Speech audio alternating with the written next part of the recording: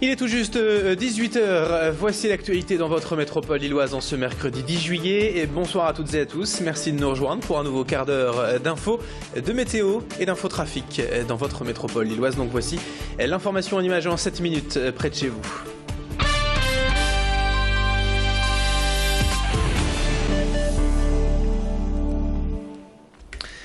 Et à la une de cette édition, tout d'abord, on revient donc sur le début du Ramadan ce matin et ce petit cafouillage entre les autorités du culte musulman.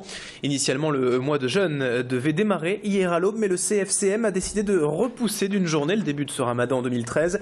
Des milliers de musulmans qui avaient donc entamé le jeûne dès le lever du soleil hier ont ainsi dû l'interrompre dans la journée pour mieux reprendre ce matin. Mais ce manque de rigueur et d'uniformité a créé le trouble et suscite déjà la polémique au sein de la communauté musulmane de France. Le Ramadan est traditionnellement annoncé après que les autorités religieuse est aperçue la nouvelle lune, ce qui s'est avéré impossible apparemment dans la nuit de lundi à mardi, et que ce soit en France ou dans d'autres pays et du monde d'ailleurs, d'où ce report d'une journée et surtout cette confusion. Environ 2,5 millions de musulmans en France respectent ce mois de jeûne qui se terminera le 8 août par la traditionnelle fête de l'Aïd el-Fitr. Explication à propos de cette zizanie et ce choix avec Mohamed El Mokhtari, secrétaire général du Centre islamique de Villeneuve d'Ascq, joint par téléphone.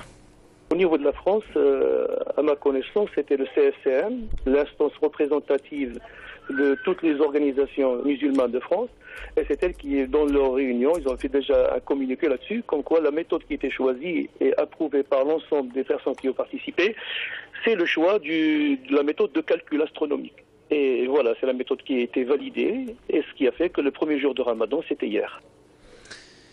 Dans l'actualité du jour, autre image à la une, l'inauguration de la nouvelle place du Général de Gaulle ce matin à Verviers Sud. Avec ses nouveaux aménagements, la communauté urbaine de Lille, ici en charge des travaux, a souhaité faire du lieu une véritable porte d'entrée pour la métropole lilloise depuis la Belgique. L'objectif était donc de rendre plus confortable, plus sûr l'espace, notamment pour les piétons, avec par exemple des trottoirs beaucoup plus larges et un parvis devant la sortie de l'école, mais aussi sur la chaussée des plateaux surélevés afin de limiter la vitesse des voitures. Autant d'aménagements donc pour rendre plus agréable et attractif l'une des entrées vers l'agglomération. Et pour l'occasion, donc la présidente de la MCU, Martine Aubry, s'était déplacée ce matin à Verviers. Mais on écoute le maire de la commune, le maire de Verviers Sud, Jean-Gabriel Jacob. C'est la fin d'un projet d'aménagement global de la commune. Après la place de l'Europe, la place du Général de Gaulle est aujourd'hui un point final intermédiaire dans l'aménagement de la commune. Aujourd'hui, on a d'autres projets de requalification de friches industrielles. Malheureusement, on a eu beaucoup d'industries il y a quelques années. Les industries s'en vont et la seule alternative que nous avons, c'est de les requalifier, toujours dans le cadre de la qualité de la vie et en essayant d'intéresser de nouveaux habitants à venir chez nous pour y vivre. Voici à présent dans ce journal la toute première image du nouveau maillot du LOSC pour la prochaine saison 2013-2014. Les 3 nouvelles tenues des Dogs ont été dévoilées hier par le nouvel équipementier du club. Vous voyez, pas de grande révolution au niveau des couleurs, on est toujours sur une base de rouge et de bleu, bien évidemment la couleur de la ville. Pour le maillot domicile, au centre ici, du blanc pour l'extérieur et du noir et jaune, couleur des Flandres pour le 3e maillot. Ces nouveaux maillots seront donc attendus bien sûr comme chaque saison par les plus ardents supporters et ils seront disponibles à partir de vendredi à la boutique du club rue de Béthune ou sur internet directement sur le site losc.fr. Et dans le reste de cette édition, à présent, on fait le point sur ce chantier de restauration au sein de la synagogue de Lille. Le mobilier sera l'objet de toutes les attentions durant les prochaines semaines, notamment les 2 grands lustres arborant la salle de prière. La synagogue de Lille a été la première édifiée dans le Nord, inaugurée en 1891. Elle a été construite par l'architecte lillois Théophile Albert Hanotin, qui a également dessiné le mobilier. C'est ce qui fait d'ailleurs sa particularité. Ici, tout le mobilier est d'origine et a survécu même aux 2 guerres mondiales. Des légendes ont ainsi été imaginées autour de la façon dont a été préservé ce mobilier pendant la guerre, car on ne sait toujours pas comment tout a pu être sauvé.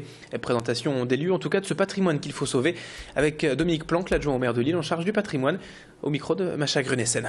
La synagogue est donc propriété de la ville, donc elle a un devoir d'entretien de son patrimoine. Ici, on est dans une synagogue qui est inscrite monument historique, et il se trouve que ces lustres commençaient à poser des problèmes de sécurité, donc puisqu'il y avait des fils électriques qui avaient été refaits, l'électricité avait été refaite il y a très longtemps. Aujourd'hui, on avait des risques que ça disjonctait régulièrement, donc on en a profité pour refaire en même temps le mobilier lui-même. Ces 2 grands lustres qui pèsent un peu plus de 60 kg chacun, donc en métal. Et donc c'est l'opération qui est en cours cette semaine.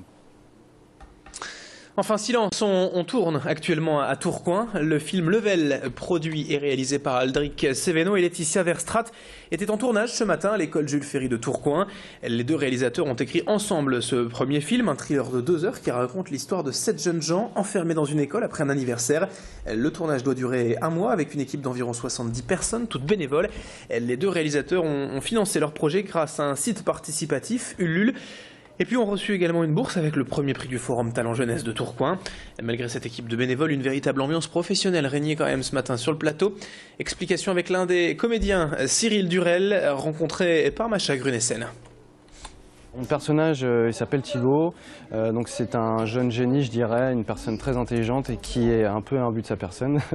Il a un côté dragueur aussi et puis il est très manipulateur, donc il calcule tout, il essaye d'anticiper au maximum les gens et les choses qui vont lui arriver, quoi. Ce qui m'a plus séduit dans le scénario, c'est le côté développé des personnages en fait.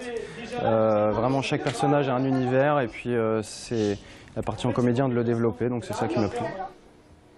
Et c'est la fin de cette édition. Dans un instant, donc, à suivre la météo et l'infotrafic sur Grand Lille TV. Et très belle soirée avec nous. Merci d'être toujours aussi nombreux à nous être fidèles.